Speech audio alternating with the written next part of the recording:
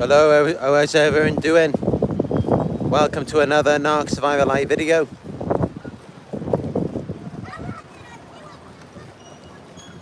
Just out here by the sea today. So in this one we're going to be talking about what happens when the narcissist knows you're gone for good. Because all of this time they have been devaluing you, putting you down, making you feel like no matter what you do for them, it's never good enough. And at this point now, you're finally fed up. You've had enough of it. You're fed up being treated that way. You know that you deserve better. You know that it's time for you to be moving on. But many of you may want to know what happens when the narcissist knows that you're gone for good.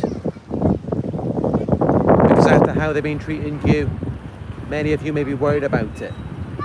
You may be worried about what they're going to do. You may be worried about how they're going to react to it. You may be wondering if they care, because maybe the entire time they acted like they didn't even care about you. They acted like it wasn't even a big deal having you around, even though you were doing all of these things for them. That's how they may have acted while you were around them. So now you decided to click on this video today to find out what exactly is going on with them. And what exactly will happen when they realise that you're gone for good. And I can tell you this, if you are dealing with a narcissist who has high self-esteem, they're quite secure, they're overt, they're grandiose. If you're dealing with that type of narcissist, initially they're not going to take it seriously. They're not actually going to believe that you are really leaving them. They're not going to think that you could ever find a better option than them. Because in their minds, they're the best thing since sliced bread. In their minds, you should remain on your knees worshipping them. Because there is nothing else better than them. They're the best chance you've got. And that's how they see it. And that's why they're not going to be that bothered when you try to leave them. They're going to see it as though it's just a matter of time until you come back. And so you can't just move on. And so you can't live without them. That's how they're going to think of it. They're not really going to believe that you're going to go and make it on your own. Because in their minds, they're the best since sliced bread. In their minds, you need them, they don't need you. So that's how the overt, secure, grandiose type of narcissist is going to view it. And in many situations, when you deal with that type of narcissist, even if you do leave, they're not going to really care, because they're going to see it as though they can replace you very easily.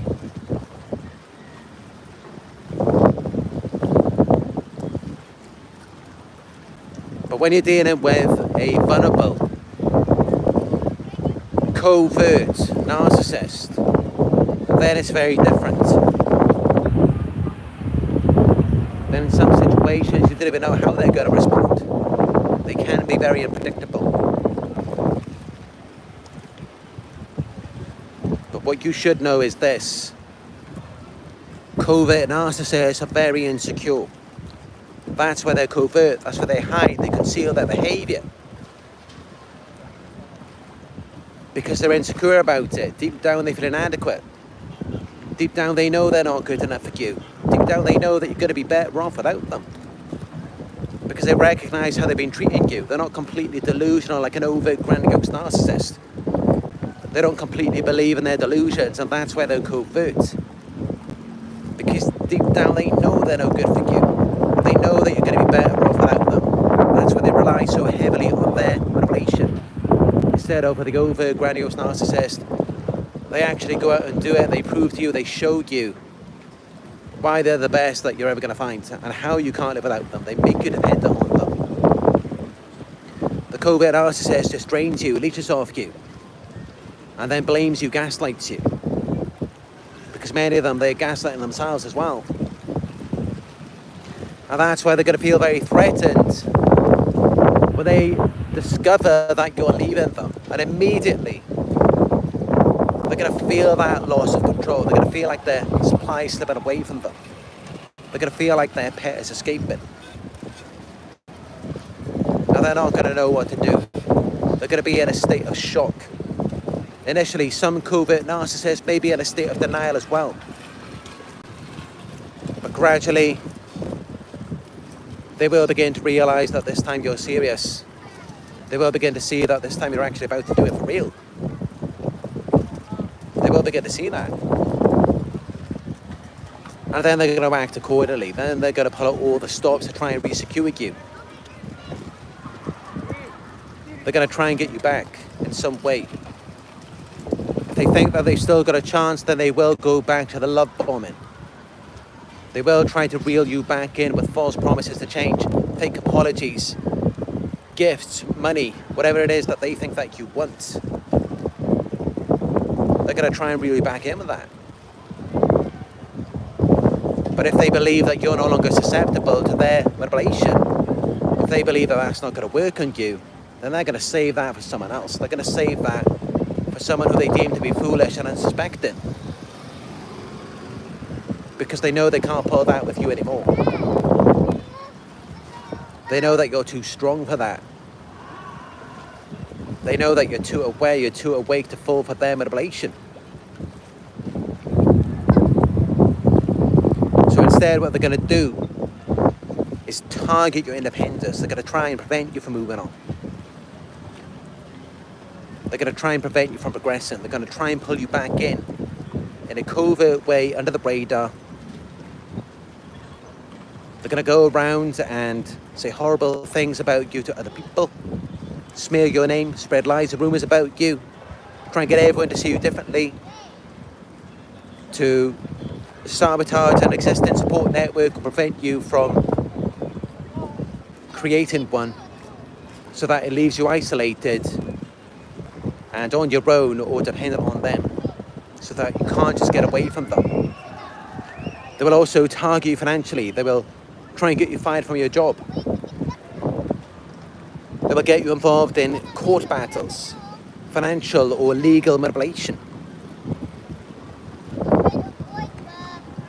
They will do all of these things to try and prevent you from moving on, to regain that control over you, because they feel very insecure when they recognize that you are slipping away. Because they do not want that to happen. They depend on you as their source of supply. They don't know what they would do without you, because they can't replace you.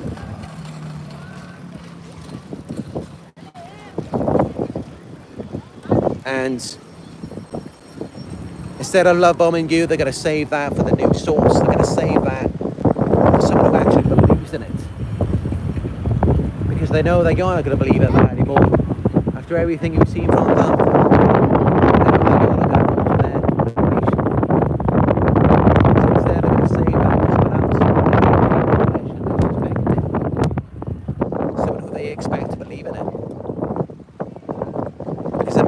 sense for them to come back and love bomb you.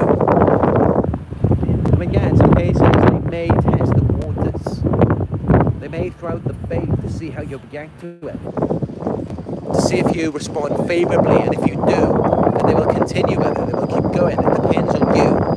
You have the power in that situation. It depends on you and how you respond to it.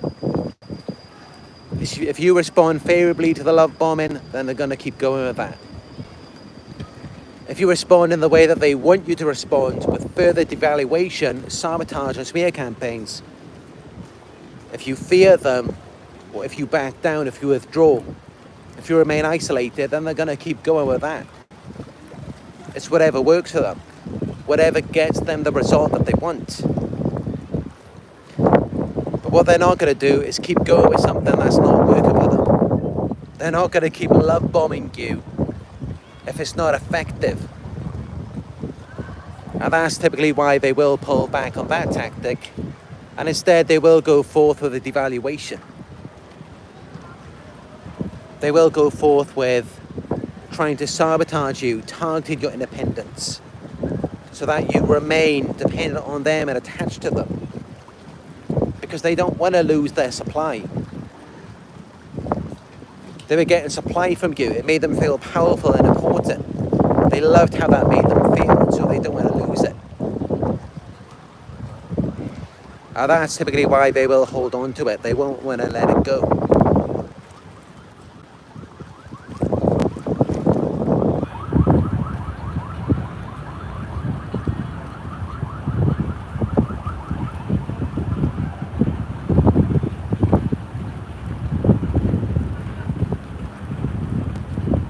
But if you just remove yourself from that situation and you set strong boundaries, you've got a good support network.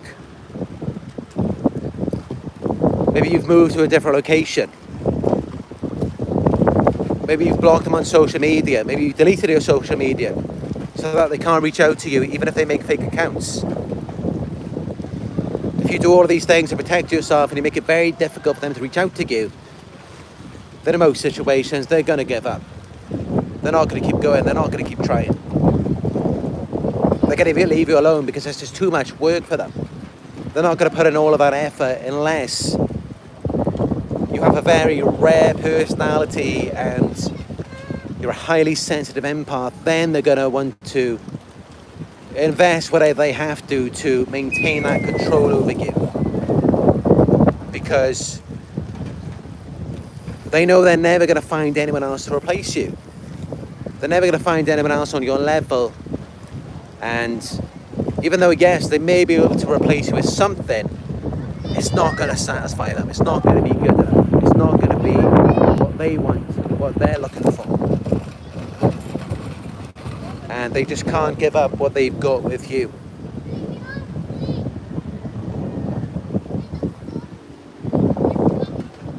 And that's why they will hold on to you.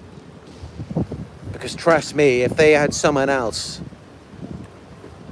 who was at your level, who was a highly sensitive empath, they're not going to waste their time. They're not going to put in the effort trying to secure you after you've already seen all these things from them. You already know what they're about. In many situations, it's actually very uncomfortable for them to even be around you, because now you've seen all of these things, which is in contrast to their false image. It makes them feel bad about themselves. Typically, they only want to be around people who believe in their mask. But they may still hold on to you if they can get that negative supply. If they can put you down, if they can make you feel bad about yourself. If it makes them feel powerful and important. Because that's still supply for them. It tells them that they have power over you. It makes them feel intimidated. So that's also another form of supply as well. But if you don't even react to that, if you don't react to their provocation tactics, then typically they will ramp it up. They will make the abuse even worse because they need that supply. They don't want to feel worthless, powerless, inadequate. They want you to make them feel good, and they'll do anything to try and get that from you. Initially they'll try with a love bombing, but once that stops working, then they go to the devaluation.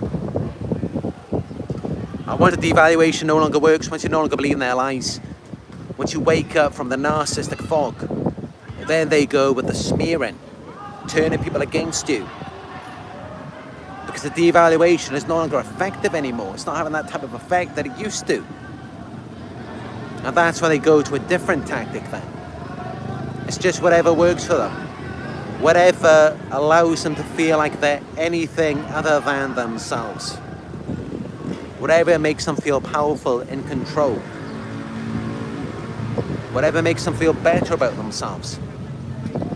Whether they have to love bomb you and try and extract positive validation, or if they have to put you down and elevate themselves at your expense, or if they have to turn everyone else against you, so that you feel overpowered by them, and then they feel like they've got control over you, they've destabilized you, they've cornered you. It's just whatever works, whatever allows them to feel like they're anything other than themselves, because themselves is not what they want to be. They do not want to feel like themselves. And that's the whole point of the false self. That's the whole point of them getting these reactions, getting this supply. And that's why they really don't like it when you're leaving them. Because then that means they can't get those feelings, that energy and those emotions from you anymore. So that's what they're going to be missing. And that's why typically they will hold on to you unless they've got someone else who can provide that to them. Unless they've got someone else who's going to believe in this mirage. Because Many of us for a long time, we did validate it. When they love bombed, we believed in it. We believed that they were a good person because we wanted to believe that they were.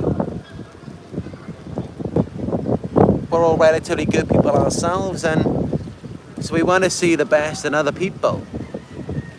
We want to believe that other people could be like us, that other people could be good as well. But then when that doesn't work, when we start to see through the mask, when they start to slip up, then they start putting us down, devaluing us, manipulating and controlling us. Now that works as long as we're afraid of what they might do, as long as they can shame us and make us feel inadequate, make us feel like there's something wrong with us. Then that works for a certain amount of time and makes them feel powerful. But then when we finally wake up and we realize we've done everything we can to make them happy, and it comes to a point where it's like, all right, clearly no matter what we do, no matter how much we change, no matter how much we pull our personalities inside out, it's not going to make a difference. We're never going to make this person happy. And that's when we begin to pull back, or if not, we confront them. And then that's when they realize that you're going to escape, and they fear that rejection and abandonment. They fear the threats of exposure.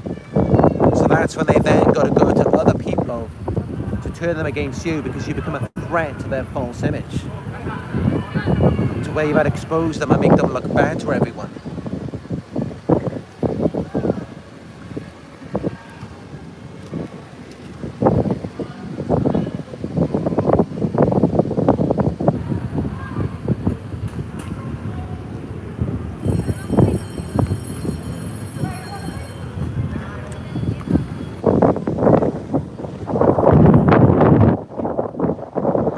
So yeah, I don't like it when they start to realise that you've gone for good.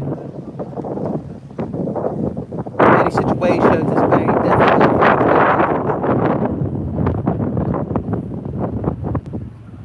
to get, especially if you are dealing with an overt narcissist who does see you as their only option, and that's typically quite rare. If they see you as being at their level as well, even though they're grandiose at the same time, then they can become very dangerous, because a lot of them have connections in very high places. So they're able to control you in ways that other narcissists can't or won't. But when you do actually manage to get away from them, some narcissists, you can get away from them, which can be very difficult, but once you do, it just feels so freeing. And it can feel like all of that time you never even lived, you were never living your life, you were never even being yourself. You were just being whatever they needed you to be, whatever was going to make them feel good about themselves. And it's like all that time you sleep,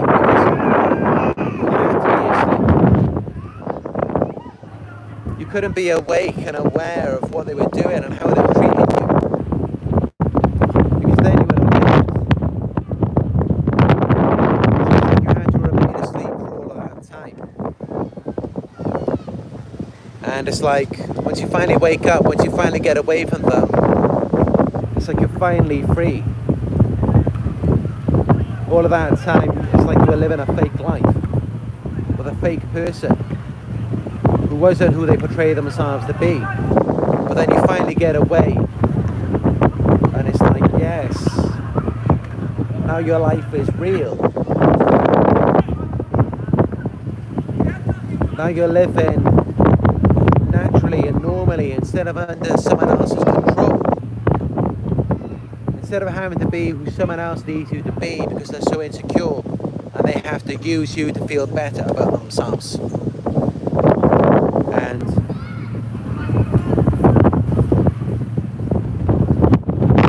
course it's not all good. When you do escape, when you do get away from the narcissist, it can actually be quite scary. It's quite overwhelming, it's quite intimidating, and actually a lot of people don't talk about this enough, but can be even more anxiety provoking, even more uncomfortable than when you're still with the narcissist. Because then you're out on your own and you don't know what to do. It's like you've been institutionalized. You've been under their control for all of this time, just being who they needed you to be. And that felt comfortable for a certain amount of time. So it can be quite confusing when you finally get away from them. It's like all of this freedom, you don't know what to do with it, and it can feel quite scary. Because it's like for such a long time you had nothing. You had maybe no resources, no one to talk to. You couldn't just go and do what you wanted to do. You couldn't just go to the park for a walk. You couldn't do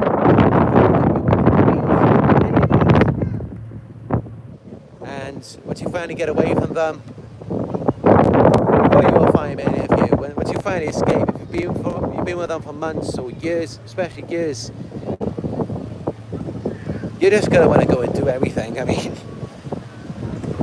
you're going to want to do everything that they said you couldn't do. All of those things you always wondered about. Like you may have looked at certain restaurants and it's like, oh, they never would have let me go there. You could never spend time with your friends, you couldn't do any of it. And then suddenly once you get away from them and you've escaped out of their control, it's like, yes, now you can do it. Now you can be you. And you may find that because you have all of these opportunities now, you have everything at your disposal,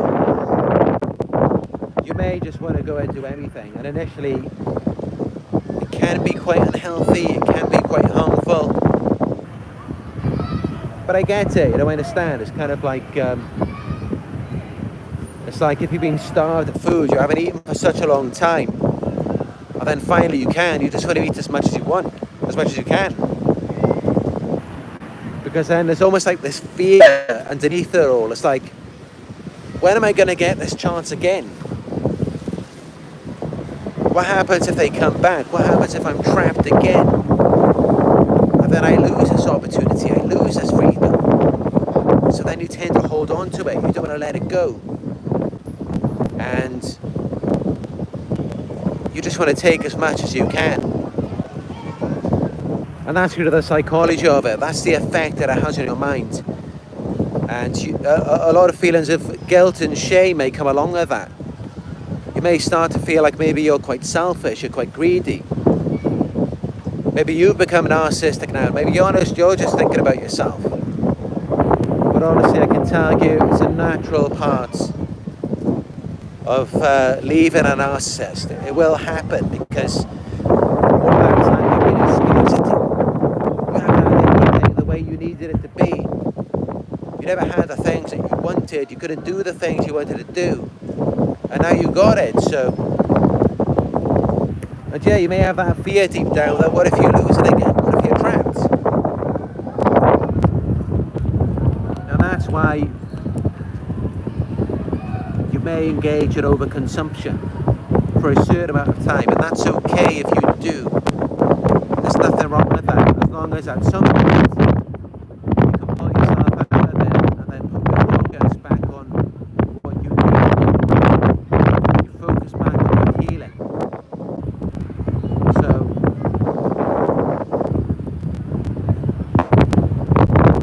yeah, I've been through that myself. I know what it's like to be trapped, isolated, and just not have anything, no access to any resources, just no support, nothing. And then finally you do have it. But especially if this is with a narcissistic parents, this was happening for most of your life. And then finally when you do get it, it's like, now you're finally living. But then of course there's an empath as well. Initially you may experience feelings of guilt and shame. You may feel like what you're doing is bad or wrong. But you just got to remember, just look back, just think about everything that you went through. All of the suffering, all of that scarcity. where you were trapped, you were isolated, you were deprived of everything. So you've got to remember that and just take the time to indulge and focus on yourself, enjoy yourself. It's about time that you get to do that after all the time you spent with this narcissist, everything you had to go through. And if the narcissist gets a whiff of it, if they hear about it from a family member or a friend, or they see it on your social media, they see you going out now, you're taking good care of yourself, going to the gym, you're exercising, you're getting a manicure once a week, spending time with your friends, you're going to nice restaurants, the food that you like to eat. The narcissist sees that. It doesn't matter if you've been deprived, you've been isolated, you've been in scarcity mode for years. They're going to see that and they're going to call you selfish. They're going to say that you're the narcissist, you only care about yourself. But you know what? Let them say that. Because that's exactly what they were doing the entire time that you were with them. They projected that onto you. And now it's your time. It's your time to shine. It's your time to be you. It's your time to live the life that you deserve to. The life that you were deprived of for all of that time. Because you deserve better than that. You deserve better treatment than what they gave to you. And of course they would never tell you that. Of course when they see you moving on, they will call you selfish. They will call you the narcissist. They will say that you only care about yourself. Because that's their control. They don't like losing their source of supply. They want to keep you trapped with them. They want to keep you in scarcity, where you're trauma bonded to them, where you depend on them for everything. Where you think so much of their breadcrumbs, but no more. It's time for you to live a life of abundance, the life that you deserve to, the life that you should have had a long time ago. Now it's your time to do that. And yeah, initially you will go through a phase where it's like so much freedom and you just want to do everything. And there's nothing wrong with that. There's nothing wrong with that at all. You do you. You enjoy your life. Especially all of the suffering you've been through with the narcissist, and if you work for it, you earn it, you deserve it. What are you doing it for? What did you go through all of that for if you don't get anything at the end of it? What do you work for if you can't even enjoy your life? And that's how you got to look at it. Never mind what they say. They don't want the best for you. They haven't got your best interest in mind.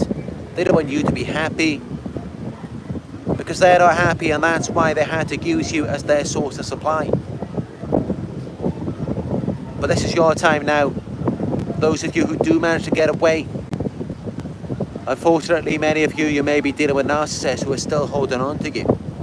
Narcissists who do not want to let you go. And for those of you, if it's difficult for you to get away, if it's difficult for you to escape from their control, you've got to focus on managing them, limiting your contact with them, protecting yourself, having strong boundaries, having that support, setting limits. Because many of these narcissists, they will hold on to you for life. Many of them will. Once they've set their sights on you, a highly sensitive empath is like, for the first time in their lives, they finally feel alive. And all of that time, they actually just felt dead inside. It's only until they saw you and now they feel good. Because you're a highly sensitive empath. You've got so much love and empathy to give. They know that, and that's why they targeted you. That's why they don't want to let you go. But you've got to recognize that just because you're a highly sensitive empath, just because you have all of this love to give, it doesn't mean that you have to exist to serve them. It's your life. It's your body, it's your time.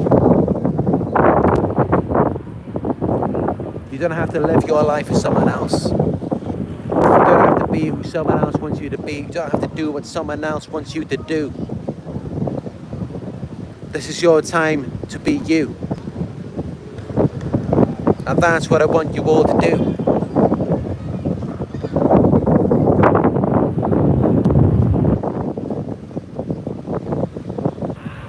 Because life is too short to make your life about everyone else. Especially about a self-absorbed narcissist who only cares about themselves. Just think about all of that time you cared about them, you were there for them. When they said jump, you said how high. Whatever they want you to do, you were always ready to do it. And they were never happy, they were never satisfied. If anything, it just made them even more mad, even more miserable. It was never good enough for them. So now it's time for you to stop.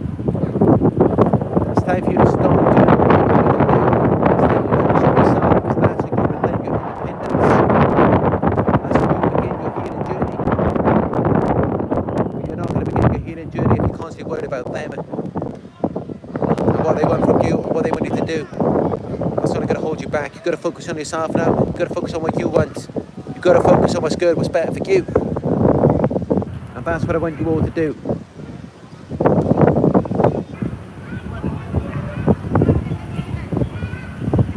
And that's what I'm doing right now. As you can see, I'm walking here at this park by the sea. I've got no narcissist holding on to me. And that's why every day I feel good about myself, I feel at peace. I feel motivated, I feel energized, I feel like I can take on the world. Because I've got no narcissist holding me down, holding me back. Yes, as many of you know, I do have stalkers who harass me. But they're not every day. The person who is in my life every day is me. And that's why I have such high energy.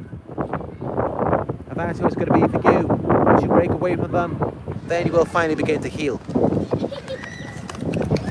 Then you will finally begin to become the best version of yourself and live your best life for real. But you're not going to do that while you're around them, while you're their source of supply, while you're just constantly feeding and giving to them.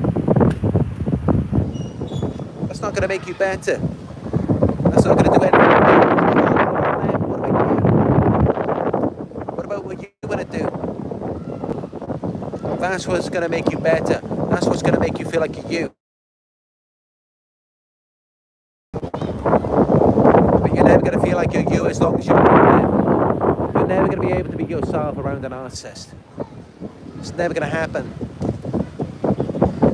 Because they view you as an extension of themselves. They derive energy, emotional resources from you to sustain the false self. And that's why you spend enough time around them and it's like, you don't even know who you are anymore. You don't even know what you want. You can't even remember what freedom feels like. But then you break away from them and then everything begins to make sense. Not immediately, but after some time. The fog begins to clear and you begin to understand your purpose. You begin to understand what you came here to do. And that's what I want for all of you. So that's the message for today. When the narcissist knows you're gone for good. And that's what I hope for all of you, is that you do work towards that, you do make an exit plan. Of course, do it safely. Because many of these narcissists can be very dangerous. You are their life force. You are sustaining them. They're not going to know what to do without you. And when you try to leave, they can become very unpredictable. You never know what they're thinking. You never know what they're going to do next. But in most situations, they're likely going to try and regain control in some sort of way. And that's why I do advise that Before you go into contact, you book a one-on-one coaching session with me, which you can do through my website, it's narcsurvivor.co.uk. But also with our partner, BetterHelp. You could book with a licensed therapist on there, it's betterhelp.com/narcsurvivor. Using that link helps to support our community as well. But yeah, let me know what you think about this video. Let me know in the live chat down below. Any questions? I apologise if the wind is quite noisy. As you can see, I'm out here by the sea. I just took a flight yesterday. I'm on this island here, the island of Cebu in the Philippines. Never been here before.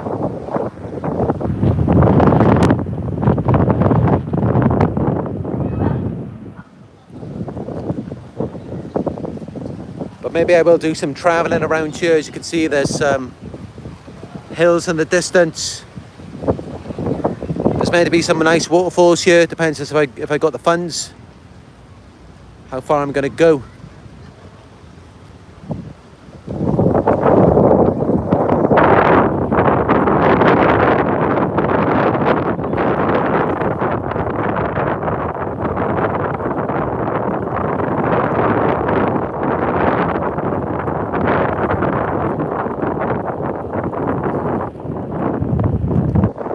Sumo Lover says they usually do character assassination.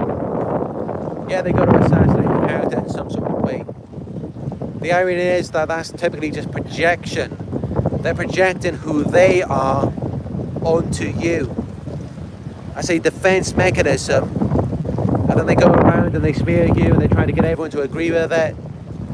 And of course it just confuses you, it destabilizes you because that's not really you. But you're being pulled in an alternate reality.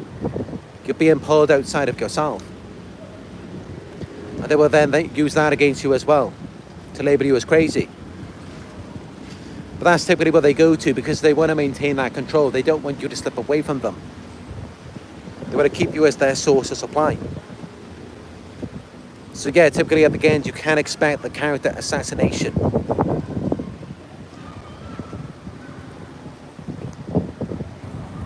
Chloe Walk says she likes the wind.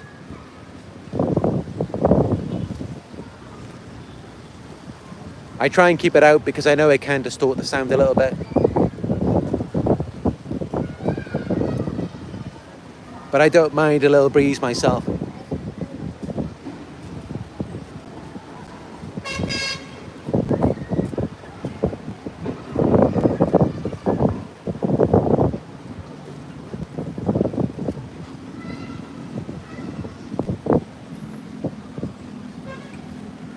Sentinel87 says they love to do the role reversal on the people they target. Yeah, it's crazy. Some of the things they come out with, the projections, the blame shifting. And you're just looking at it like, where the hell is this coming from? Where did they just pull this out of? And it's like, well, that was already on their minds of how they were thinking and feeling about themselves, and they put that onto you because they felt insecure about it. So that's where that comes from. Don't think that it has anything to do with you. It's all about control.